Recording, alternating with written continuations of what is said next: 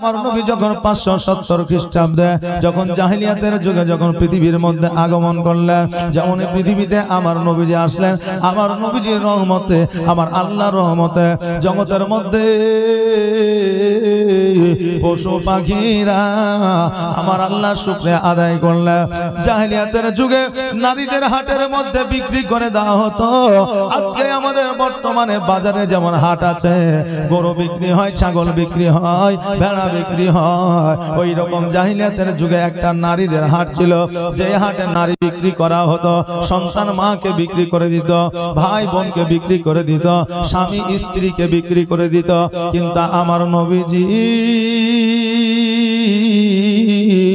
যেই দিন পৃথিবীর মধ্যে আগমন করলেন, আমার নবীজি যখন 5 বছর বয়স, সর্বপ্রথম আমার নবীজি ওই হাটটাকে বন্ধ করেছিলেন। জোরে বলেন সুবহানাল্লাহ। সর্বপ্রথম আমার নবীজি ওই হাটটাকে বন্ধ করেছিলেন। আজকে বাবাজি ভাইরা, আজকে সন্তানরা আমাদের জন্য নিয়ামত। আজকে বলবেন কেমন করে সন্তানরা আমাদের জন্য নিয়ামত? এই জন্য সন্তানরা আমাদের জন্য নিয়ামত যে আমরা যখন বৃদ্ধ হয়ে যাব, আমরা যখন চলাফেরা করতে পারবো না, আমাদের যে পরম্পরা, আমাদের সম্পদ বংশ পরম্পরা যেটা আছে, সেইটাকে তারা আগিয়ে নিয়ে যাবে। এই জন্য সন্তানরা নিয়ামত, মা বাবা সন্তানের জন্য নিয়ামত, স্ত্রী স্বামীর জন্য নিয়ামত। আপনি বলবেন হুজুর গো, একজন নারীকে নিয়ে আসলাম আমার বাড়িতে বিবাহ করিয়া, আর ওই নারী আমার অধীনে থাকবে, আমার অধীনে থাকবে, কিন্তু ওই নারী আমার জন্য কি করে নিয়ামত হতে পারে?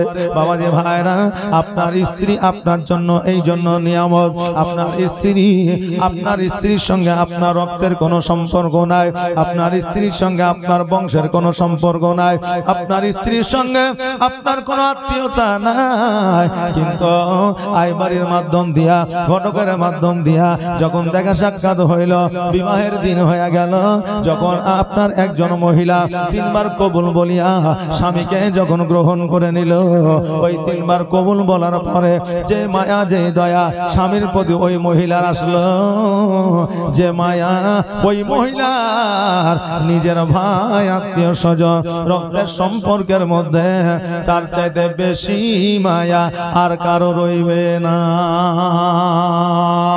এক কথায় সবার চাইতে দয়া মায়া বেশি ওই স্বামীর প্রতি হয়ে যাবে। ও বাবাজি ভাইরা, শুধু এটাই নয়, এটাই নয়, আপনার সন্তানকে ওই নারী 10 মাস 10 দিন গর্ভে রাখিয়া কষ্ট যন্ত্রণা সহ্য করিয়া পৃথিবীর আলো দেখাবে। 2 বছর ধরিয়া নিজের বক্ষ স্থলে দুগ্ধ পান করাইবে, ওই সন্তানকে লালন পালন করে বড় করবে।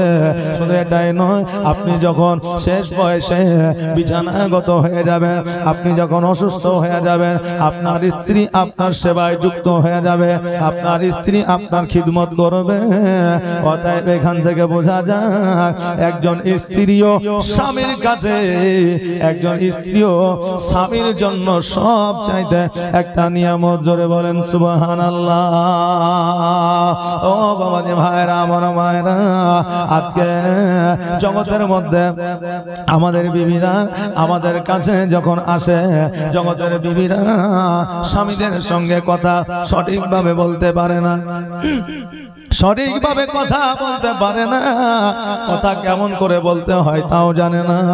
আমার দয়ার নবী, মায়ের নবী সাল্লাল্লাহু তাআলা আলাইহি ওয়াসাল্লাম খাদিজাতুল কুবরা রাদিয়াল্লাহু তাআলা আনহাকে বলতেছে, খাদিজা, আজকে তোমার বাবার দেওয়া অট্টালিকা ছাড়িয়া, আজকে তোমার আব্বা জানের দেওয়া অত সম্পদ ছাড়িয়া, আজকে উট দুম্বা ঘোড়া ছাড়িয়া, আজকে আমার জীর্ণ কুটিরে তুমি বসবাস করেছ, আজকে তুমি কত না কষ্ট যন্ত্রণায় থেকেছ। ও খাদিজা, বলো বলো তুমি কি চাও, আমি নবী তোমাকে দিতে চাই। খাদিজা বললেন, ইয়া রাসূলুল্লাহ, ইয়া হাবিবাল্লাহ, নবী গো, আমার বাপের দেওয়া অট্টালিকায় যে শান্তি যে সুখ আমি পেয়েছি তার চাইতে হাজার গুণ বেশি শান্তি আপনার এই খেজুর গাছের ছাউনিতে পেয়েছি। জোরে বলেন সুবহানাল্লাহ। ও মা বোনেরা, আমার খাদিজাতুল কুবরা রাদিয়াল্লাহু তাআলা আনহা উনিও একজন নারী ছিলেন, আপনিও একজন নারী, কিন্তু ওনার বলার ধারণটা কেমন দেখে আর আমাদের মায়েদের বলার ধারণটা কেমন। 7 বছর 14 বছর সংসার করলো, 2 মিনিটের জন্য ঝগড়া হয়েছে, ঝামেলা হয়েছে, অমনি বিবি বলছে তোমার ঘরে আসিয়া কোনোদিনই শান্তি পাইনু না। স্বামী স্ত্রী 14 মাস 14 বছর 7 বছর 10 বছর সংসার করে অতিবাহিত করে দিল, আর একটু টুক করে ঝগড়া হওয়া মাত্রই বিবি বলছে তোমার কাছে এসে আমি কোনোদিনই শান্তি পেলাম না। কিন্তু আমার খাদিজা কি বলছেন, হুজুর গো আমার বাপের সম্পত্তি পাইয়া আমি যত খুশি ছিলাম তার চাইতে সমস্ত সম্পত্তি দান করে দিয়া আজকে আপনার জন্য কুটিরে আসিয়া তার চাইতে হাজার গুণ বেশি খুশি হয়েছি। ও মা বোনেরা, ওই খাদিজাতুল কুবরা রাদিয়াল্লাহু তাআলা আনহার মতো জীবন যাপন করবে। যদি খাদিজার মতো জীবন যাপন করতে পারেন আপনার জীবনকে পরিবর্তন করতে পারবেন, আর যদি জীবন যাপন না করতে পারেন আপনার জীবন পরিবর্তন হওয়া সম্ভব নয়। কারণ হলো ফাতিমার জাত তোমরা, আমার খাদিজাতুল কুবরা রাদিয়াল্লাহু তাআলা আনহার জাত তোমরা। আজকে আমার খাদিজাতুল কুবরা রাদিয়াল্লাহু তাআলা আনহা বলেছিলেন ইয়া রাসূলুল্লাহ ইয়া হাবিবাল্লাহ নবী গো আমি যখন মারা যাব আমার গোসলটা আপনি বানায়া দিবেন। নবী আমার বলেছিলেন নারী মারা গেলে নারী গোসল দেয়, আমি কেন গোসল দেব? আমার খাদিজাতুল কুবরা রাদিয়াল্লাহু তাআলা আনহা বলেছিলেন ইয়া রাসূলুল্লাহ ইয়া হাবিবাল্লাহ নবী গো আমি যখন ইন্তেকাল করব নারীরা আমার গোসল দেবে, তাদের মা বোনের সম্মুখে গল্প করবে ও নবী আজকে জগতের পুরুষেরা তো দেখা দূরের কথা, আজকে এই মদিনা এই মক্কার নারীরাই আমাকে সঠিকভাবে দেখে না। জোরে বলেন না সুবহানাল্লাহ। কেমন পর্দাশীল নারী ছিলেন, মহিলা ছিলেন। আজকে আমাদের মা বোনেরা পর্দা করে না, আজকে আমাদের মা বোনেরা পর্দার মধ্যে থাকে না। আজকে আমার মা বোনেরা যেই জায়গায় সাজতে বলেছে সেই জায়গায় সাজে না। আজকে আমার মা বোনেদের যে জায়গায় আবদ্ধ থাকতে বলেছে সেই জায়গায় আবদ্ধ থাকে না। আমার দয়ার নবী মায়ার নবী সাল্লাল্লাহু তাআলা আলাইহি ওয়াসাল্লাম বললেন ও আমার উম্মতিরা তোমরা শুনে নাও, তোমাদের যদি সাজগোজ করতে হয় তোমরা তোমার স্বামীদের কাছে সাজগোজ করো, তোমার স্বামীকে খুশি করার জন্য তুমি সাজগোজ করো, তুমি নতুন নতুন কাপড় পরো, তোমার থাকলে পরো না থাকলে দরকার না। তবে শোনো, তোমার যদি পাউডার মাখার ইচ্ছা হয় তুমি তোমার স্বামীকে খুশি করার জন্য পরো। কিন্তু আমাদের ভাইরা এখন বর্তমানে আমাদের মায়েরা যখন বাজারে যায়, হাটে যায়, যখন আপনার মার্কেটে যায় তখন বুঝলে কত রকমের আলতা সাবান, তারপরে আপনার লিপস্টিক ঠোঁট পালিশ নখ পালিশ লাগায়া বাজারে যায়, আর বাড়িতে যখন থাকে স্বামীর সম্মুখে তখন হাতে কালি, মুখে কালি, গালে কালি, কপালে কালি। বুঝলেন না? যখন বাজারে যায় তখন সেজে গুজে যায়, আর যখন স্বামীর কাছে থাকে তখন বুঝলেন রান্না বান্না করেছে, কালি টালি যা ছিল মুখে গালে হাতে কপালে সব জায়গায় লেগে আছে। এখন ওকে যদি বলে যে হ্যাঁ রে তোর গোটায় গালে কালি লেগে আছে তো একটু পরিষ্কার পরিচ্ছন্ন কর, তো আবার 14 বছর বিবাহ হয়ে গেল, এত আবার পরিষ্কার হওয়ার কি আছে? জি, কিন্তু স্বামীর কাছে স্ত্রী সাজা হচ্ছে সুন্নাত। জোরে বলেন সুবহানাল্লাহ। তবে বাবজি ভাইরা আজকাল বর্তমানে মনে করিয়েন না যে মায়ের হেদা বেদা হয়ে আছে, মায়ের এখন সবচাইতে বেশি চালাক হয়ে আছে জানেন, কারণ হলো লক্ষ্মী ভান্ডারে 1000 টাকা। জি, টাকা যার বুদ্ধি তার, নাকি বলে? মায়েরা 1000 টাকা করে পেয়েছে, এখন মায়েদের বুদ্ধি বেশি। এখন মায়েরা ঘুমাতে যেছে তাও সিরিয়াল, উঠছে তাও সিরিয়াল, সকালবেলায় দেখছে নতুন কিছু আপডেট হলো কিনা তাও মোবাইল। বাবজি ভাইরা ভাত রান্না করতে করতে আপনার সিরিয়াল দেখছে, এদিকে সিরিয়ালের মহব্বতে পড়ে যায় ভাতকে দিয়েছে পুড়িয়ে। এবার চিন্তা করছে তাই তো ভাত যদি এখন পুরা ভাত যদি স্বামীকে দিই তাহলে স্বামী তো আমাকে বকবে, আর ভাতটা যদি ফেলাইয়া দিই তাও তো আমাকে বকবে, তাহলে কি করা যায়? স্ত্রী বুদ্ধি খাটাইয়া বললো যে এই ভাতই দিয়ে দেবো, যা হবে পরে দেখা যাবে। এখন স্বামী মাঠে থেকে এসে খেতে বসেছে, এবার খেতে বসে এবার বলছে হ্যাঁ রে রহিমের মা, ভাতটা যেন পুরা পুরা গন্ধ করছে। তো এখন স্ত্রী বলছে তুমি মূর্খ, তো সারা জীবন মূর্খই থেকে গেলে। তো স্বামী বলছে মূর্খ মানে? বলছে হ্যাঁ, তুমি কোনোদিন শিক্ষিত হইতে পারলে না। আচ্ছা তান্দুরি রুটি খেয়েছো? বলে খেয়েছি। বলে পুরো পুরো গন্ধ করে না? বলছে করে। তো আজকে তান্দুরি রাইস খেয়ালো। তান্দুরি রাইস খেয়েছো কোনোদিন? বলছে না। আজকে তান্দুরি ভাত খেয়ালো। এখন স্বামী দেখছে তাই তোরে জীবনে তান্দুরি রুটি খেয়েছি কিন্তু তান্দুরি রাইস খাই নাই। তো আজকে বিবি যখন কষ্ট করে বানাচ্ছে তো তান্দুরি ভাতই খাইলি। জি এরাকে মনে করিয়েন না জি এরা চালাক না, এরা ভালো চালাক। জি সুবহানাল্লাহ মাশাআল্লাহ। ও মা বোনেরা, আজকে আপনাদের ছোট করার উদ্দেশ্যে আমি বলি না, আজকে আপনাদের লজ্জিত অপমানিত করার জন্য বলি না। অনেক মা আছে এখনো পর্যন্ত পর্দা নিয়ে চলে, অনেক মা আছে এখনো স্বামীকে শ্রদ্ধা দিয়ে চলে, অনেক মা আছে এখনো স্বামীকে সম্মান দিয়ে চলে, এখনো অনেক মা আছে যারা স্বামীর মুখের উপরে তর্ক করে না বাবাজি ভাইরা। আর যারা এখনো স্বামীর মুখের উপরে তর্ক করে তাদের বাড়িতে ঝামেলা দূর হয় না। স্বামী বলবো তোর চাই থেকে আমি কমানে গিরে, স্ত্রী বলবো তোর চাই থেকে আমি কমানে গিরে। ওদের ঝামেলা 24 ঘন্টায় 48 ঘন্টায় আপনার ঝামেলা। কথা বুঝলেন না? এখন ঝামেলা তাদের মিটে না। আমরা পুরুষেরাও হয়েছে তেমন, আমরা পুরুষেরাও হয়েছে তেমন বাবাজি ভাইরা। স্ত্রীরা যদি স্বামীর খেয়াল রাখতে চায়, স্বামী বলবে এ তো বেশি ভালোবাসা দিচ্ছে, নাকি বলে বেশি ভালোবাসা দিচ্ছে। ও বেরাদার, এখন স্বামী গেল বিদেশে, স্বামী গেল অফিসে, স্বামী গেল আপনার কাজে কর্মে, এবার বিবি বাড়িতে বসে থাকিয়া দেখছে আল্লাহ গো আমার স্বামী তো বিদেশে আছে, কি অবস্থায় আছে একেবারে দেখি। ফোনটা লাগিয়েছে, হ্যালো কেমন আছো? বলছে তুমি ফোন করার টাইম কি এখন পাইলে? এখন কাজের সময় তুমি জানো না, ফোনটা রাখো পরে ফোন করবে। আচ্ছা তোমার বিবিকে তুমি ভালো করে বলতে পারো না যে কাজের সময় গো তো একটু ফোনটা রাখো পরে আমি ফোনটা করবো নাকি? বলে কি যে এখন কাজের সময় ফোন করেছো, ফোন রাখো পরে ফোন করো।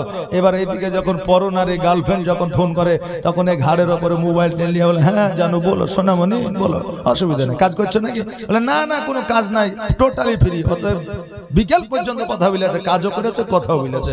পরনারীর সাথে কথা বলতে কোনো অসুবিধা নাই, আর নিজের স্ত্রীর সাথে কথা বলতে গেলে কাজের মধ্যে আছে, এখন ফোন করা বন্ধ কর, রাখ পরে ফোন করবে। বাবজি ভাইরা, এইরকম যদি আমাদের পুরুষের চরিত্র থাকে ওই বিবিরা অটোমেটিক আপনার মুখের ওপরে তর্ক করবে। ও বাবাজি ভাইরা, আমার মায়েরা, 3টা জায়গায় স্বামীদের আপনার শাসন করতে পারবে। কয়টা জায়গায় বললাম? 3টা জায়গায় স্বামীকে শাসন করতে পারবে। এতদিন শুনেছি স্বামীরা স্ত্রীদের শাসন করবে, কিন্তু এমন একটা মৌলানা আমরা পেয়েছি যে নারীরা স্বামীকে 3টা জায়গায় শাসন করবে। ও বাবাজি ভাইরা, এটা আমার কথা নয়, এটা জগতের মানুষের কথা নয়, এটা দয়ার নবী মায়ার নবী সাল্লাল্লাহু তাআলা আলাইহি ওয়াসাল্লামের কথা। আমার নবীজি বলেছে হে আমার উম্মতিরা, তোমার স্বামীকে 3টা জায়গায় শাসন করবে। 1 নম্বর জায়গা হলো স্ত্রী ছাড়া যদি পরকীয়ায় লিপ্ত হয়ে যায়, যদি পরনারীর উপরে তার চাহিদা বেড়ে যায়, ওই স্বামীকে তুমি শাসন করতে পারবে। দ্বিতীয় হলো যদি জুয়া খেলায় মত্ত হয়ে যায়, মদ তাড়ি খায়, তাহলে এই দ্বিতীয় জায়গায় তুমি শাসন করতে পারবে। তৃতীয় জায়গা হইল যদি তোমার স্বামী উপার্জন করে বাড়িতে টাকা না দেয়, হিসাব না দেয়, তবে এই 3টা জায়গাতে স্ত্রীরা স্বামীদের শাসন করতে পারবে। অনেক পুরুষ আছে বলে আমি রোজগার করি, আমি বিবিকে কেন হিসাব দিব? ওর হিসাব নেওয়ার তো কোনো ক্ষমতা নাই, পাওয়ার নাই। আমি বলি বাবা রে, একজন স্বামী যেমন সংসার করার জন্য আপনার কাজ করে, কর্ম করে, কত না কষ্ট করে। ও বাবা, তুমি যতটা যতটা কষ্ট করো, তুমি যতটা কর্ম করো, তোমার মতোই তোমার বিবিও ততটা কর্ম করে।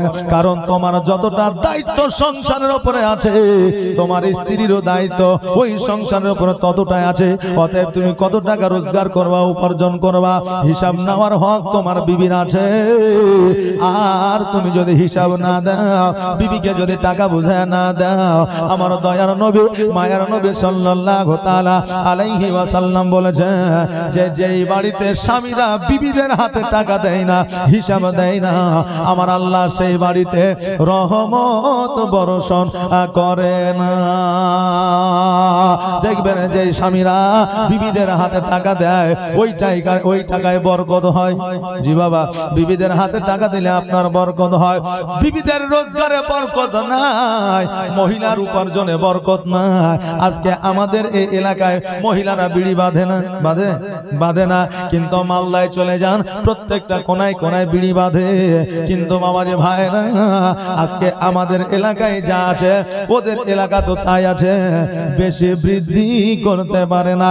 আমার নবী নিজেই বলেছেন মহিলাদের উপার্জনে আপনার বরকত নাই, পুরুষের উপার্জনে বরকত আছে। যদি আপনার মহিলাদের উপার্জনে বরকত থাকতো, আজকে সাঁওতালেরা কোটিপতি হইতো নাকি বলেন? ওরা স্বামী স্ত্রী মেয়ে কন্যা সব ছেলে কাজ করে। যদি কেউ যদি ডেলিগেট খেতে ইচ্ছুক হন, তা আপনারা ডেলিগেটে যেতে পারেন। ডেলিগেটের ফি হচ্ছে মাত্র 35 টাকা। কেউ যদি খাওয়া মনে করছেন আমাদের ডেলিগেট বন্ধ হয়ে যাবে, যে খেতে পারেন, ডেলিগেট ফি মাত্র 35 টাকা। সুবহানাল্লাহ। এই দেখেন আপনাদের রেট কমে গেছে, অসুবিধা নেই, যদি একবার খাই হলেন তা আরেকবার খাই এসে একবার দরুদ পড়ে আল্লাহুম্মা সাল্লাল্লাহু মাওলানা মুহাম্মাদ ওয়া আলা আলিহি মাওলানা মুহাম্মাদ। ও বাবাজি ভাইরা, যেটা আমি বলতেছিলাম, যদি আপনার নারীদের উপার্জনে যদি বরকত থাকতো, সাঁওতালেরা কোটিপতি হয়ে যেত। কারণ আজকে নাই, বহুত দিন আগে থেকে দেখি তারা কাজকর্মে থাকে, তারা কাজকর্মে ব্যস্ত থাকে। অতএব নারীদের দিয়ে কাজ করাবেন না, নারীদের দিয়ে উপার্জন করাবেন না। তারা বাড়ির সম্মান, তাদেরকে বাড়ির মধ্যে রাখুন, তারা পর্দার মধ্যে থাকবে। তারা আপনার সবচাইতে দামি জিনিস। একজন স্বামীর কাছে স্ত্রী সব চাইতে দামি জিনিস নাকি বলে? নিজের স্ত্রী একজন স্বামীর কাছে সব চাইতে দামি জিনিস। একটা মোবাইল নিয়েছে, বেশি দাম নয়, 42,000 টাকা দাম। আপনি নিয়েছেন 50,000 টাকা দাম, আরো একজন নিয়েছে আপনার 60,000, 1 লাখ টাকা দাম। এই মোবাইলকে কত যত্ন করে কভার দিয়ে রাখি, যখন রাত্রিবেলায় চার্জে দিয়ে টেবিলের উপরে রাখি, যাতে পড়ে না যায়, স্ক্রিনটা নষ্ট না হয়ে যায়। যদি স্ক্রিন নষ্ট হয়ে যায়, ঠিক করতে হবে, টাকা খরচা হবে। পরে আমার বাবাজি ভাইরা, মোবাইল খারাপ হলে ঠিক করা যায়, কিন্তু বিবি খারাপ হলে ঠিক করা যায় না। তুমি একটা সাধারণ মোবাইল নিয়েছো 50,000 টাকা দিয়া, তাই তুমি এত যত্ন করো। যেই বিবি তোমার জন্য আল্লাহর তরফ থেকে নিয়ামত, ওই বিবি তোমার কাছে এসেছে, ওই বিবির যত্ন নেওয়া কতটা তোমার জন্য জরুরি। বিবিদের ভালোবাসতে শিখুন, জি, বিবিদের ভালোবাসতে শিখুন। বিবিদের বেশি বেশি করে প্রশংসা করুন, স্ত্রীদের বেশি বেশি করে প্রশংসা করুন। কেমন প্রশংসা বলবেন? ও বিবিরে, আজকে তোমাকে দেখতে ভালো লাগছে, তোমার কাপড়টা বেশ সুন্দর, তোমার ওড়নাটা বেশ সুন্দর, তোমার কানেরটা বেশ সুন্দর, তোমার রান্নাটা বেশ সুন্দর, তোমার ভাত রান্নাটা বেশ সুন্দর, তোমার কাজটা বড় সুন্দর। এইভাবে স্ত্রীদের প্রশংসা করেন, দেখবেন ওই স্ত্রীরা আপনার প্রতি খুশি হয়ে যাবে। কারণ আমার মায়েরা একটা জিনিসেই লালায়িত, যেটা হচ্ছে স্বামীর ভালোবাসা। স্বামী গো, আজকে স্বামীরা বিবিদের প্রশংসা করবে, আর ওই প্রশংসায় বিবিরা খুশি হয়ে যাবে। এটা আমার কথা নয়, আমার নবী সাল্লাল্লাহু তাআলা আলাইহি ওয়াসাল্লাম নিজেই খাদিজাতুল কুবরা রাদিয়াল্লাহু তাআলা আনহার প্রশংসা করতেন। নবী আমার ধর্ম প্রচার করে যখন আপনার বাড়িতে আসতেন, বাড়িতে আসার সময় দেখতে খাদিজা রান্না করতেছে, আমার নবীজি উনুনে জাল দিত, আমার খাদিজাতুল কুবরা রাদিয়াল্লাহু তাআলা আনহা রান্না করতেন। জোরে বলেন সুবহানাল্লাহ। আর এখনো মৌলভী সাহেব যদি স্ত্রীর আপনার চুলোতে যদি আপনার জাল দেয় আর স্ত্রী বসে বসে যদি রান্না করে, পাবলিক যদি একজন দেখে বলবেন এ মৌলভী তো বউয়ের গোলাম নাকি, কি বলবে না, বলবে মৌলভী তো বউয়ের গোলাম। মা বোনেরা ভাইরা, এটা আমার নবীজির সুন্নাত। নবী আপনার চুলাতে জাল দিত, খাদিজাতুল কুবরা রাদিয়াল্লাহু তাআলা আনহা রান্না করত। এখন আলেম ওলামা যদি কাজ করে কোদাল নিয়ে আর মাঠে গিয়ে যদি আপনার কি বলে, যদি আপনার আইল কোবায়, তা আমরা বলে ইমাম হয়ে কাজ করবে কেন, বলে কি বলে না, ইমাম মানুষ কেন কাজ করবে, ওই নামাজ পড়াতে আছে, ওর নামাজ পড়াবে, বলে কি বলে না। আমার যুবক ভাইরা শুনে না, আমার নবীজির ইতিহাস হয়তো তোমাদের জানা নাই। আমার নবীজি কুয়া থেকে পানি উঠিয়েছে, খেজুর গাছে পানি দিয়েছে, খেজুর গাছের গোড়া খুঁড়েছে। আমার নবীজি ছাগল চড়িয়েছে, বকরি চড়িয়েছে, আমার নবীজি উট চড়িয়েছে, দুম্বা চড়িয়েছে। এবার বলুন, আমার নবী যদি কর্ম করতে পারে, আমি একজন আলেম হইয়া কেন কর্ম করতে পারি না? আমার নবী যদি করতে পারে তাহলে আমি কেন পারি না? বাপজি ভাইরা, কাজ করাও সুন্নাত, কাজ করাও সুন্নাত, কাজ করলেও নেকি পাওয়া যায়। কর্ম যেমন একটা ইবাদত, ধর্ম তেমন আমাদের একটা ইবাদত। বাবাজি ভাইরা, ওই আমার মা বোনেরা, একবার শুনেলে আমার দয়ার নবী মায়ার নবী সাল্লাল্লাহু তাআলা আলাইহি ওয়াসাল্লাম খাদিজার প্রশংসা করতেন। ওই রকম আমার নবীর মতো সবাই নিজের নিজের বিবিদের প্রশংসা করবেন, দেখবেন বিবিরা খুশি হয়ে যাবে। তবে এখনই বাড়ি যা টেরাই করিয়েন না। যে মৌলভী তো বলেছে একবার টেরাই মারি, টেরাই করতে গেলে কপালে কষ্ট আছে, বলে মৌলভীর কাছ থেকে এখনই শুনে আইলে আর তুমি এখনই টেরাই করছো, আর জীবনে বিশ্বাস করবে না। কারণ একটা জায়গায় বলেছিলাম, আর অমনি বুঝলেন এক যুবক বাড়িতে যা রাত্রিবেলা বলেছে কই রে বিবি জালসা শুনে আসলাম, তো খেতে দে। এবার আপনার থালাতে করে খেতে দিয়েছে, এবার খেতে দিয়েছে তো এবার সবজি দিয়েছে, আবার গোস্তও দিয়েছে। এখন স্বামী চিন্তা করছে যে আরে দুপুর বেলায় তো গোস্ত ছিল না, এখন দুপুর এখন গোস্ত, বুঝে তুমি চুপচাপ খাও, বেশি বকিও না। এবার বুঝলেন স্বামী খেছে, আর ওর কথা মনে পড়ে গেছে, মৌলভী তো বলেছিল যে একটু প্রশংসা করতে, দেখি প্রশংসাটা করে, বুঝে বিবি রে আজকে গোস্ত রান্নাটা হেভি লাগছে। জি, তো স্ত্রী মুখখানকে গুমরা করে বসে আছে। স্বামী বলছে হ্যাঁ রে, মৌলভী বললে প্রশংসা করলে খুশি হবে, তো তোর মুখটা গুমরা হয়ে গেছে কেন? তখন বলছে শোনো, আজকে 7 বছর বিয়ে হয়েছে, একদিন আমার তরকারি আমার সবজির নাম করেনি, আর যেমনই পাশের বাড়ির ভাবি এই গোস্ত রান্না খান দিয়ে গেছে, অমনি বলছে গোস্ত খান খুব সুন্দর হয়েছে। আমি তো জানি তোমার অভ্যাস। জি, তা আগে দেখবেন যে সবজি কার বাড়ির কোথা থেকে এসেছে, রান্নাটা কি আসলে বাড়িতে হয়েছে না লঙ্গরখানা থেকে নিয়ে এসেছে, এটা খোঁজ খবর নিয়ে তারপরে টেরাই মারিয়েন। এখনই যে টেরাই করিয়েন না, নাহলে কপালে কষ্ট আছে নাকি বলেন বাবজি?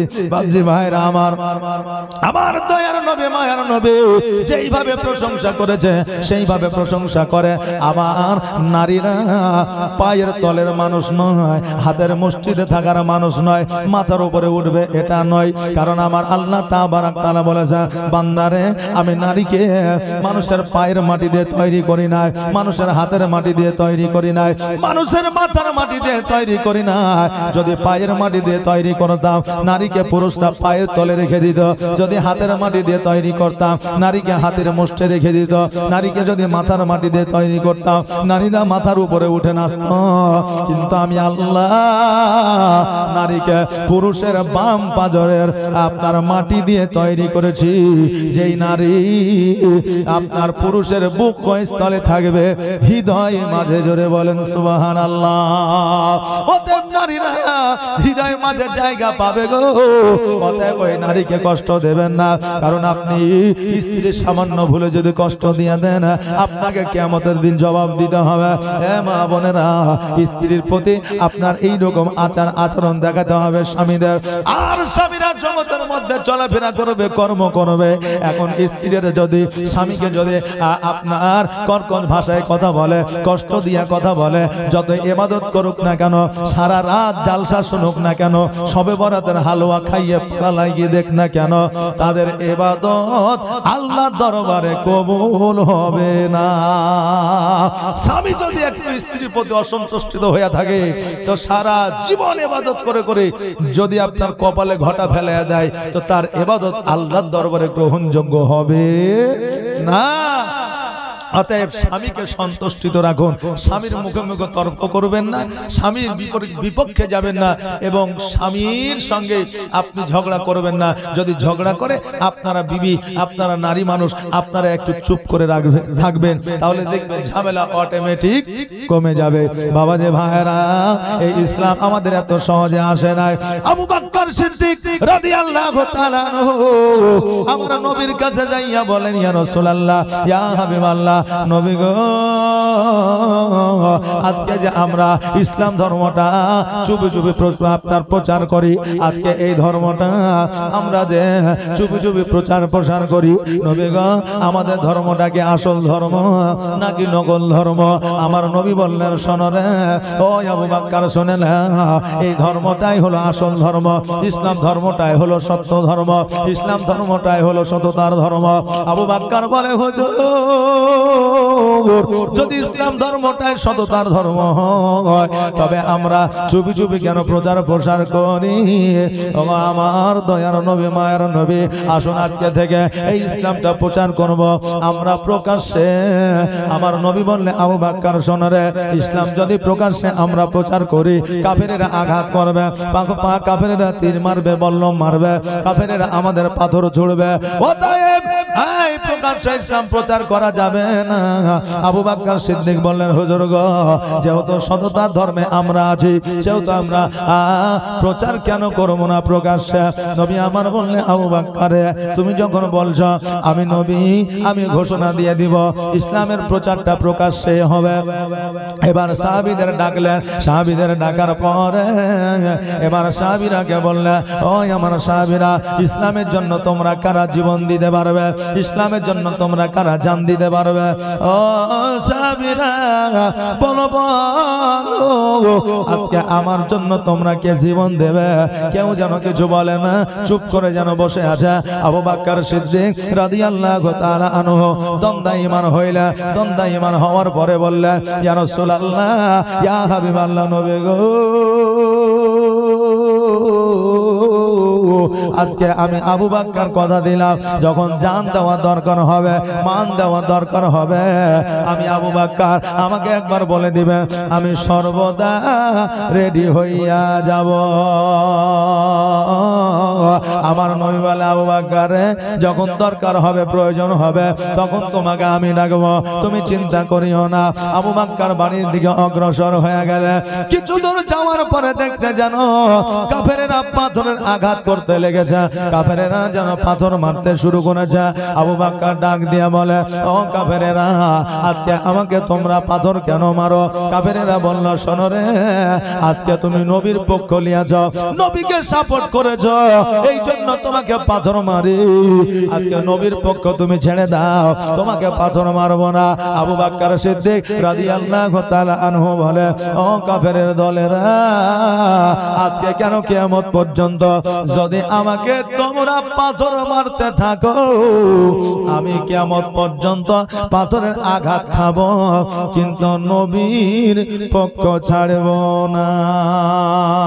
তোমার মতো এত ভালো, তোমার মতো এত ভালো কেউ তো আমায়, সাউন্ড দেন না, যে চিল্লাতে হয়েছে আমাকে, কেমন সাউন্ড দেন, সাউন্ড দেন, আর উঠছে না, ভোল্টেজ নাই নাকি? সুবহানাল্লাহ। তোমার মতো এত ভালো, তোমার মতো এত ভালো কেউ তো আমায় বাসে না, তাই তো নবী আমি তোমার দিওয়ানা, তাই তো রাসূল আমি তোমার দিওয়ানা। সুবহানাল্লাহ। ও কি শুনে পেয়েছি কিতাবের লেখা নবী ছাড়াই আমার জীবন ফাঁকা গো নবীজিকে ভালো না বাসিলে নবীজিকে ভালো না বাসিলে আল্লাহ পাওয়া যাবে না তাই তো নবী আমি তোমার দিওয়ানা তোমার মতো এত ভালো তোমার মতো এত ভালো কেউ তো আমায় বাসে না তাই তো নবী আমি তোমার দিওয়ানা আবু বকর বলে কাফেরেরা রে আজকে কেন কিয়ামত পর্যন্ত পাথরের আঘাত করো আমি কিয়ামত পর্যন্ত নবীর পক্ষ ছাড়ব না ওই পাথরের আঘাত খেতে খেতে আবু বকর যেন বাড়িতে পৌঁছালো দরওয়াজার সম্মুখে যেমন গেছে বাবা অমনি যেন আবু বকর রাদিয়াল্লাহু তাআলা আনহুর মা যেন দৌড়ে আসে আবু বকরকে বুকের মধ্যে জড়ায় ধরে নিয়ে বলে বেটা রে আজকে তোমার শরীরটা কেন রক্তাক্ত হয়ে গেছে আজকে তোমাকে পাথরের আঘাত কে করেছে আবু বকর বলে মা আজকে নবীকে সাপোর্ট করার জন্য আজকে কাফেরেরা আমাকে আঘাত করেছে মা জননী সন্তানকে নিয়ে এসে গরম পানি করে যেন আপনার ক্ষতবিক্ষত জায়গাগুলোতে সেঁক দিতেছে আবু বকর বলতেছে মা এই গরম পানি দিয়া কেন সারা পৃথিবীর ওষুধ দাওয়া দিয়ে যদি আমার শরীরে লাগায় দেয় আমার ব্যথা দূর হবে না যতক্ষণ পর্যন্ত আমার নবীকে না দেখব মা গো আমার নবীকে যদি একবার দেখেলি আমার যত শরীরে সমস্ত ব্যথা বেদনা যন্ত্রণা সব কিছু যেন দূর হয়ে যাবে মা বললো বেটা রে এই অবস্থায় তোমাকে কেমন করে নিয়ে যাব আবু বকর বলে মা আজকে আসো আমি তোমার ঘাড়ে হাত দেব আমাকে তুমি নিয়ে যাবে আমি তোমার ঘাড়ে হাত দিয়ে ভর দিয়ে যাব মা জননী সন্তানের কথা ফেলবে না ফেলবে কোনো মা ফেলতে পারবে না সন্তান যদি না খায় মায়ের খাওয়া হারাম হয়ে যায় সন্তানের যদি জ্বর হয়ে যায় মায়ের রাত্রি বেলায় ঘুম হারাম হয়ে যায় সন্তান যদি কাঁদে মাও সন্তানের সঙ্গে কাঁদে অতএব পৃথিবীর মধ্যে সন্তানেরকে মায়ের চাইতে বেশি ভালো কেউ বাঁচতে পারে না পৃথিবীর মধ্যে যদি আপনাকে ভালোবাসার মতো কেউ থাকে বিনা স্বার্থে বিনা লোভে একমাত্র আপনার মা বাবা দ্বিতীয়ত কেউ বিনা স্বার্থে ভালোবাসে না আজকে আপনার সন্তান যদি ভালোবাসে আজকে সম্পত্তির লোভে বাসবে আজকে আপনার স্ত্রী যদি ভালোবাসে আজকে আপনি স্ত্রীকে ভালোবাসেন বলে ভালোবাসবে আজকে যদি আপনার প্রতিবেশী ভালোবাসে আজকে আপনার সয় সম্পত্তিকে ভালোবাসে আপনার কর্মকে ভালোবাসে কিন্তু স্বার্থের সময়টা যখন শেষ হয়ে যাবে কেউ আপনার সঙ্গ দিবে না স্বার্থের সময় শেষ হয়ে গেলে একজনই আপনাকে ভালোবাসতে পারে যার নাম হলো মা ওই মায়ের পায়ের তলে হলো আল্লাহ জান্নাত দিয়েছে ওই মায়ের কদম তলে হলো জান্নাত আর স্ত্রীদের স্বামীর পায়ের তলে হলো জান্নাত মৌলভী বলেছে যে স্বামীর পায়ের তলে স্ত্রীর জান্নাত আর বাপ মায়ের পায়ের তলে হলো সন্তানদের জান্নাত অমনি এক স্ত্রী উঠে কিন্তু বাড়ি চলে গেছে যাওয়ার পরে আপনার স্বামীর পায়ের তল খুঁড়তে আরম্ভ করেছে এখন স্বামী বলছে হারে রহিমের মা আজকে তুই আমার পায়ের তল খুঁড়ছিস কারণটা কি গোপালনগরে জালসা হয়েছে তুই পায়ের তল খুঁড়ছিস বলছে তুমি বেশি বকিও না চুপ করে শুয়ে থাকো না এলে খবর আছে এখন স্বামী বলছে তাই তো স্বাস্থ্য সাথীতেও মালিক তুই রেশন কার্ডেও মালিক তুই আধার কার্ডেও মালিক তুই তারপরে লক্ষ্মী ভান্ডারেও মালিক তুই তো তোর সাথে বেশি তর্ক করতে গেলে অসুবিধা আছে তোর যা মন যায় তুই তাই কর এখন এক মাজা পর্যন্ত খুঁড়েছে খুঁড়ার পরে আইলে গেছে চুপ করে বসে আছে এখন স্বামী বলছে কি হয়েছে বল না আমি যদি তোর একটু সলিউশন করে দিতে পারি ও বলছে মৌলভী সাহেব বললো স্বামীর পায়ের তলে জান্নাত তাই আমি নিয়াত করেছি যে যতক্ষণ পর্যন্ত জান্নাত না দেখবো ততক্ষণ পর্যন্ত খুঁড়া বন্ধ করব না এখন স্বামী বলছে খেপি কোথাকার খুঁড়ে কি আর জান্নাত পাবি আমার পাটা একটু টিপে দে হাতটা একটু টিপে দে মাথাটা একটু টিপে দে তো জান্নাত পাবি বিবি বলছে ওইরকম জান্নাতের দরকার নাই জি, ওই জান্নাত নিবে না, কিন্তু কষ্ট করে খুঁড়া জান্নাত দেখবে, কিন্তু স্বামীর সেবা করে নিবে না। স্বামীর পায়ের তলে জান্নাত মানে স্বামীর সেবা করে জান্নাত, বাবা মায়ের পায়ের তলে জান্নাত মানে বাবা মায়ের সেবা করে জান্নাত। তাই বলে পায়ের তলে জান্নাত উদাহরণ এক্সাম্পল দিয়েছে বলে এখন পায়ের তল সরিয়ে যদি জান্নাত খুঁজেন তো পাবেন? পাবেন না। বাবজি ভাইরা, আমার মায়েরা, সন্তানের জন্য আপনার মায়ের পায়ের তলে হলো জান্নাত। অতএব ওই মাকে সম্মান করো, ইজ্জত করো। আপনার বিপদে যদি কেউ ছুটে আসে, আপনার মাই ছুটে আসবে, জগতে আর কেউ ছুটে আসবে না। ও বাবাজি ভাইরা, ওই দরদি মা আবু বকর সিদ্দিক রাদিয়াল্লাহু তাআলা আনহুকে যেন আপনার ধরে নিয়ে আমার নবীর কাছে পৌঁছালেন। এবার আমার নবীজিকে দেখিয়া ইব্রাহিম শেখ 500 টাকা দান করেছে, আমার নবীজিকে দেখিয়া আবু বকর যেন কত বিক্ষত জায়গাগুলোকে যেন ঢেকে নিচ্ছে। জোরে বলেন সুবহানাল্লাহ। নবীজিকে দেখাবে না, কিন্তু আমাদের যদি একটু হাতটা কেটে যায়, সঙ্গে সঙ্গে মোবাইলে খেঁচা করে ছবি তুলে স্ট্যাটাসে দিয়ে দিয়েছে। ছবিটা তুলে স্ট্যাটাসে দিয়ে দিচ্ছে যে আজকে আমার হাতটা কেটে গেছে। ও দেখছে যে দেখি আমার দরদি কতজন আছে, হ্যাঁ তোমার হাত কেটে গেছে, কতখানি কেটেছে গো, বেশি রক্ত পড়েছে নাকি, এরকম বলার মতো কি আছে? আরে তো খাবা বলবে কেটা? তুই ফেসবুকে দিয়েছিস, ওই ফেসবুকে তোর মা স্ট্যাটাস দেখে, তোর আব্বা দেখে, তোর চাচা দেখে, যদি দেখে তো তোর ক্লাস ফ্রেন্ড দেখবে, তোর গার্লফ্রেন্ড দেখবে, হ্যাঁ তোর বান্ধবী দেখবে, ওরাই দেখবে। তো ওরা যদি বলে আহারে শোনা তোমার হাত কান কেটে গেছে, কতখানি কেটেছে গো, তো তোর মন বুঝানো, ওকে অন্তর থেকে বুঝবে, মন বুঝানো। এখন ভালোবাসা আপনার এক প্রকারের নাই। এখন ভালোবাসা আগে যদি বলতো যে আমি ভালোবাসি তোমাকে, ও বলতো আমিও ভালোবাসি তোমাকে, তারপরে একটা সময় আসলো আই লাভ ইউ, দ্বিতীয় জনা বলে আই লাভ ইউ টু। আর এখন বর্তমানে বুঝলেন আই লাভ ইউ 1 2 3 4 5 6 7 8 9 10 11 12 যত আছে সব বুঝলে তো মহব্বত অন্তরে থাকে না। জি, যা আছে বলে দেয়, কিন্তু অন্তরে মহব্বত থাকে না। একজনের স্ত্রী মারা গেছে বুঝলেন, পরের দিন যাইয়া ওই স্ত্রীর কবরে হাওয়া করছে। এখন স্বামী আর স্ত্রী রাস্তা দিয়ে হেঁটে গেছে, বলছে হ্যাঁ গো এই চাচার স্ত্রী তো কালকে মারা গেল আর আজকে কবরে হাওয়া করছে, কারণটা কি? তখন বলছে খেপি ওর স্ত্রীকে খুব ভালোবাসে, ওই জন্য হাওয়া করছে। তো এখন ওর স্ত্রী বলছে আমাকে তো একদিন হাওয়া করো না, বলছে ওর মতো ভালোবাসা দে তবে তো হাওয়া করব। হ্যাঁ, তো বলছে ওই এমন কি ভালোবাসা দিয়েছে আর এমন কি কাম করেছে যে ওকে এত ভালোবাসে, চলো তো জিজ্ঞাসা করে আসি। এক পা দুই পা করে যায়, বলছে চাচা আপনি চাচিকে এত ভালোবাসেন? চাচা বলছে ভালোবাসা আবার কি রে, ভালোবাসা টালোবাসা কিছু নয়। তোর চাচি যখন মারা যায়, তখন মারা যাওয়ার আগে বলেছে, একটা ওসিয়ত করে গেছে যে আমি মারা গেলে তুমি তো বিয়ে করবাই, তো কমসে কম আমার কবর যতদিন না শুকাবে অতদিন বিয়ে করিও না। এই জন্য দেখছি কুয়াশা রাত্রের বেলায় কুয়াশা পড়ছে, সকালে শুকাইতে দেরি হয়ে যাবে, এই জন্য আমি পাখা দিয়ে হাওয়া করছি যাতে তাড়াতাড়ি শুকাই আর আমার বিয়েটাও যাতে তাড়াতাড়ি হয়ে যাবে। জি, আমরা দেখছি যে মনে করছে মনে হয় মহব্বতে হাওয়া করছে, কিন্তু ও আসলে তো স্বার্থে হাওয়া করছে নাকি বলে, ও অর্ধেকটা বুঝছে। যে এখন লোক দেখানো ভালোবাসা, অন্তরে ওই রকম ভালোবাসা আর নাই। এখন 2 3 4 5 6 7 8 9 10 এগুলো বাড়িয়েছে, কিন্তু আপনার যে অন্তরের ইঞ্জিনের যে আপনার নাট বল্টু তা কিন্তু বাড়ে নি।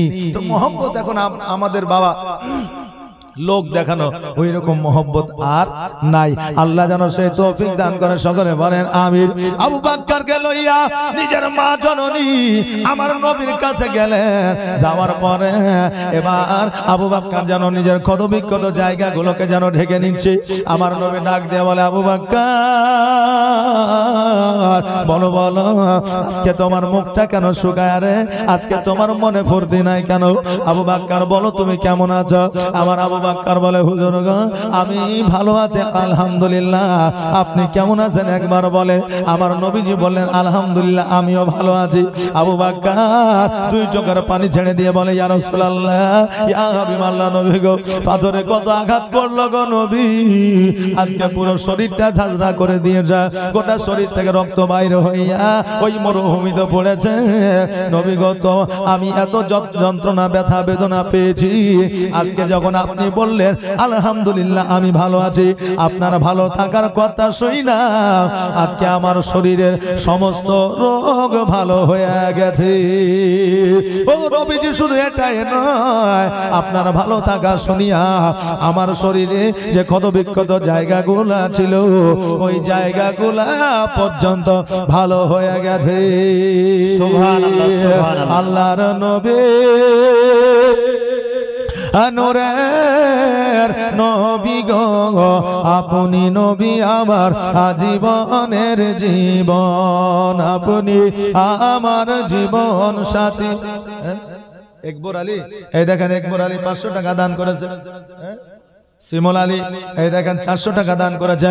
যার সাহায্য নিয়াতে করে গেছে দান, আর দানকে কবুল করো ও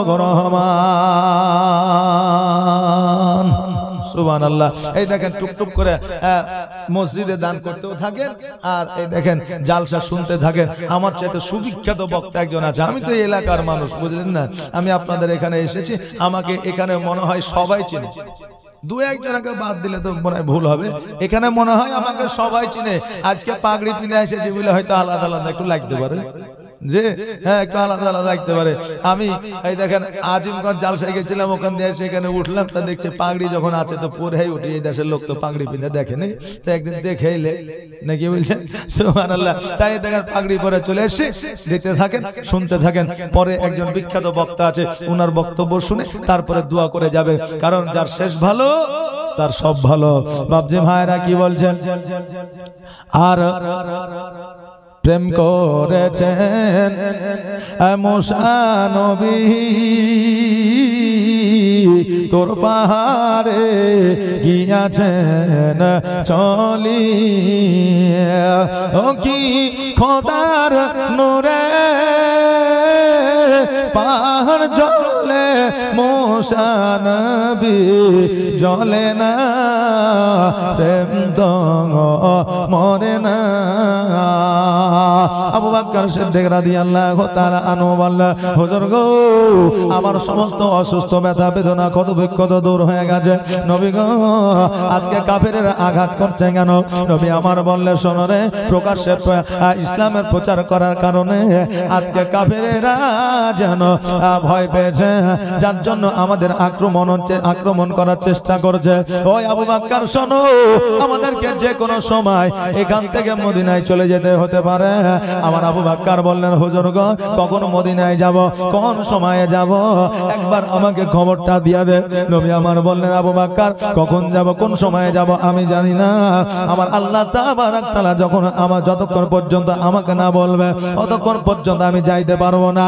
আল্লাহ অর্ডার করবে তারপরে আমি এখান থেকে যাব, কারণ আমার আল্লাহ হলেন আলিমুল গায়ব, আমি নবী, আমি হলাম ইলমুল গায়ব। আমার নবী সব কিছুই জানেন। আমার আবু বকর বললেন, হুজুর গো আমাকে আপনি জানাইয়া দিবেন। আবু বকর যেন বাড়ির দিকে চলে আসলে এইভাবে 1 দিন 2 দিন 4 দিন 5 দিন 7 দিন 8 দিন 10 দিন আপনার এইভাবে আপনার 40 দিন অতিবাহিত হয়ে গেল। হঠাৎ করে আমার নবীজির ঘরকে যেন কাফেরেরা ঘেরাও করে নিল। আমার আল্লাহ তাবারক তাআলা জিবরাইল, আর দেরি করিও না, দেরি করিও না, জলদি করে যাও, আর জলদি করে যাইয়া আমার নবীকে তুমি বলে দাও মক্কা থেকে মদিনায় হিজরত করবে, কারণ কাফেরেরা ঘেরাও করে যায়। জিবরাইল আলাইহিস সালাম জগতের মধ্যে আসলে, আসার পরে সালাম দিলেন, আসসালাতু ওয়াসসালামু আলাইকা ইয়া রাসূলুল্লাহ। নবী আমার সালামের উত্তর দিলেন। নবী আমার বলে, জিবরাইল তুমি এত মধ্যরাত্রিতে এসেছো, কারণটা কি?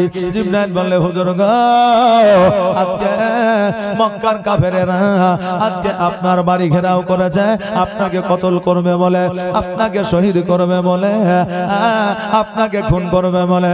অতএব নবী গো আমার আল্লাহ অর্ডার করে দিয়েছে, আদেশ দিয়ে দিয়েছে মক্কা থেকে মদিনায় হিজরত করে। নবী আমার বললেন, কাফেরেরা ঘিরেছে, কেমন করে যাব? জিবরাইল বললেন, হুজুর গো কোরআনের একটা আয়াত পড়ে এক মুষ্টি মাটি নিয়ে দরওয়াজার সম্মুখে ছিটিয়ে দেন, সারা কাফের বন্ধ হয়ে যাবে, সব দেখতে পাবে, কিন্তু আপনাকে তারা দেখতে পাবে না। আমার নবীজি এক মুষ্টি মাটি লইয়া যখন দরওয়াজায় ছিটা দিলেন, কাফেরেরা যেন আমার নবীকে দেখতে পায় না। হযরত আলীকে নিয়ে আসলেন আর বললে আমার বিছানায় শুয়ে যাও, আগামী কালকে মদিনায় তুমি দেখা করে নিও। আমার নবী যে বাহির হইয়া চলে গেল, এইদিকে হযরত আলী বিছানায় শুয়ে আছে। কাফেরেরা নবীর ঘরে প্রবেশ করেছে। প্রবেশ করার পরে কেউ বলছে না নবীর গর্দানে তলোয়ার চালিয়ে দেয়, কেউ বলছে না না নবীর চেহারা নাকি নুরানিময় চেহারা, নবীজির চেহারাখানা একবার দেখেলি আর তারপরে তাকে কতল করে দেব। এবার কেউ বলছে না দেখলে হবে না, দেখলে পরে কতল করা যাবে না। এবার বেশিরভাগ মানুষই বলল না রে, আমরা শুনেছি নবীর চেহারা নাকি নুরানিময় চেহারা, অতএব আসো আগে চেহারাখানা দেখব, তারপরে তাকে কতল করব। এবার যখন চাদরখানা সরায় দিয়েছে, দেখছে যেন আমার নবী না, হযরত আলী যেন শুয়ে আছে। আর নবীজি আমার কি নাম, মুআজ্জম হোসেন, সুবহানাল্লাহ, যাক যাক, ইন্না লিল্লাহ। এই দেখেন মুয়াজ্জিন এখানে যিনি ছিলেন, ওই মুয়াজ্জিন ইন্তেকাল করেছেন, ওনার ছেলে 500 টাকা আপনার দান করেছেন। আল্লাহ যেন দানকে কবুল করে নিয়ে তার পিতাকে যেন জান্নাতবাসী করে দেয়। সকলে বলেন আমিন সুম্মা আমিন। আল্লাহ তাবারক তাআলা রাসূল সাল্লাল্লাহু তাআলা আলাইহি ওয়াসাল্লাম বলেছেন, যারা জগতের মধ্যে মসজিদের মুয়াজ্জিন হবে, কিয়ামতের দিন আল্লাহ তাদের মাথাটাকে উঁচু করে দিবে। জোরে বলেন সুবহানাল্লাহ। বাবাজি ভাইরা, এই দেখেন আলীর যেমন চাদরখানা টেনেছে, দেখছে যেন নবী নাই, ওই জায়গায় হযরতে আলী যেন শুয়ে আছে। আর নবীজি আমার লাগায়া বাজার হিজরত করিলেন সোনার মদিনা। নবীজি আমার গড়ায়া সংসার হিজরত করিলেন সোনার মদিনা। আর কত আছে জাহিরে, কত আছে বাতেনে, আর বাতেনের ভেদাভেদ জানে পীর পয়গম্বর আউলিয়া। নবীজি আমার আজ গড়ায়া লেলিন শেখ, সুবহানাল্লাহ, আমাদের মাস্টার, সুবহানাল্লাহ। এই দেখেন ভগবান গলায় নিচু বাজার আপনার পারভিন টেলার, আপনার লেডিস টেলার, খুব ভালো জামা বানায়, বিখ্যাত টেলার, মানে খুব ভালো প্রভাব এবং প্রসার। আপনারা সবাই জানেন, আমিও জানি, এবং এখানে যত মৌলবি আছে এরাও জানে যে ভগবান গলার মধ্যে যদি নাম্বার 1 একটা মহিলাদের লেডিস টেলার যদি থাকে, তাহলে সে হচ্ছে লেলিন টেলার, যে টেলারের নাম হলো পারভিন টেলার। জি সুবহানাল্লাহ। এই মা বোনেরা, আপনারা যদি জামা বানাতে চান, বোরখা বানাতে চান, তাহলে চলে যাবেন, তবে লাইন মনে হয় 15 দিনের আগে পাবেন না, 1 মাস পরে। জি, এত চাপ থাকে আমরা জানি তো। যাক, আল্লাহ তার ব্যবসা বাণিজ্য আরো বরকত দেখ। সকলে বলেন আমিন সুম্মা আমিন।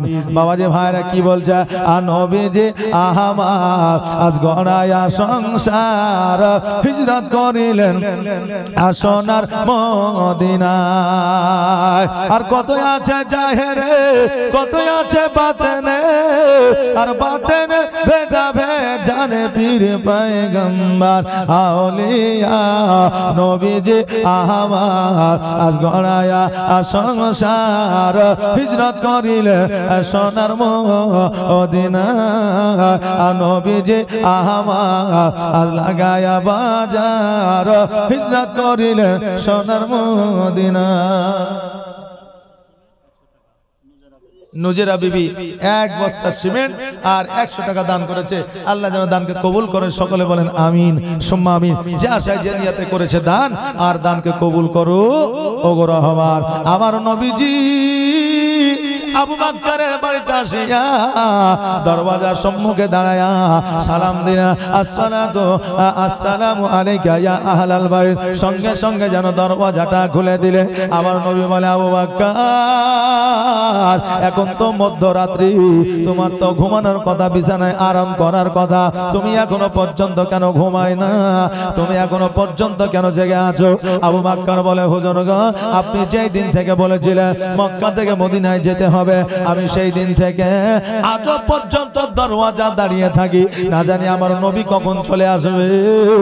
আর আমি যদি শুয়ে থেকে ঘুমায় থাকি, আমার নবী ডাক দিলে হয়তো শুনতে পাবো না, আমার নবী নারাজ হয়ে যাবে। আর আমার নবী যদি নারাজ হয়ে যায়, কিয়ামতের দিন জবাব দিতে পারবো না। অতএব নবী গো, আজকে থেকে 40 দিন পর্যন্ত 1 ঘন্টা 1 মিনিট তো দূরের কথা, এক পলক চোখের পাতা বন্ধ করি নাই। জোরে বলুন সুবহানাল্লাহ, সুবহানাল্লাহ, সুবহানাল্লাহ। নবী আমার বললেন, আবু বকর, এই জন্য আমি নবী তোমাকে সঙ্গে নিয়ে জান্নাতে যাব। ও আবু বকর, আজকে আমি নবী আমার পাশে তোমাকে আমি রেখে দিব। আবু বকর, আর দেরি নয়, দেরি নয়, জলদি করে চলো, আমাদের মক্কা থেকে মদিনায় চলে যেতে হবে। নবী আমার 2 চোখের পানি ছেড়ে দিয়ে কান্দে। আবু বকর জিজ্ঞাসা করে, ইয়া রাসূলুল্লাহ, ইয়া হাবিবাল্লাহ, নবী গো, আপনার কান্না আমার সহ্য হয় না। নবী গো, আপনি কেন কান্দেন? আপনার চোখে কেন পানি? আপনার চোখের পানি দেখিয়া আমার চোখের পানি বন্ধ হয় না। নবী আমার বললেন, আবু বকর, আজকে মানুষ জীবনে সব কিছু ভুলে যেতে পারে, কিন্তু মানুষ 3টা জিনিস ভুলতে পারে না। ওই 3টা জিনিস মরা পর্যন্ত তার মনে থাকে। আমার আবু বকর বললেন, হুজুর গো, ওই 3টা জিনিস কি? আমার নবী বললেন, 3টা জিনিস প্রত্যেকটা মানুষের স্মরণে থাকে, চাহে ওর যত বড় আপনার পয়সা ভালা হোক, যত বড় ধনী হোক না কেন, আপনার ভারতবর্ষ দিয়ে বাদ দিয়া যদি আমেরিকায় বসবাস করুক না কেন, ও জীবনে 3টা জিনিস ভুলতে পারবে না। 1 নম্বর হলো মওত, মানুষ জীবনে মরণকে ভুলতে পারে না। 2 নম্বর হলো পিতামাতা, যে পিতামাতাকে খেতে দেখ বা না দে, ওর পিতামাতাকে তার স্মরণে থাকবেই থাকবে। 3 নম্বর হইল নিজের জন্মস্থান, যে জায়গায়, যে গ্রামে তার জন্ম হয়েছে, সেই জায়গাটা চিরস্মরণীয়। জোরে বলুন সুবহানাল্লাহ।